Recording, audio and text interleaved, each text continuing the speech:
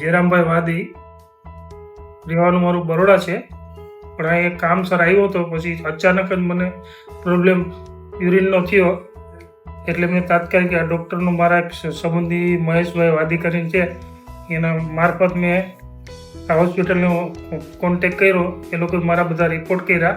રિપોર્ટમાં મારું prostate 20 mm બદલે 80 mm થઈ ગયું હતું, જેને કારણે મને લાંબા ટાઈમથી પેશાબની તકલીફ વધારે થતી. રાત્રે 5-6 વખત ઉઠવું પડતું, કલાક મારે પેશાબ જવું પડતું, મારે મુસાફરીમાં તકલીફ ઊભી થતી હતી.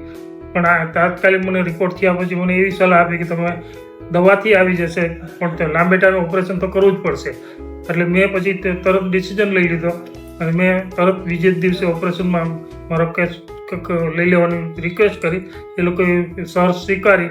બધા સ્ટાફે મને બહુ સારો સહકાર આપ્યો અને આજને 1 મહિનો થઈ ગયો, મને બહુ સારું છે.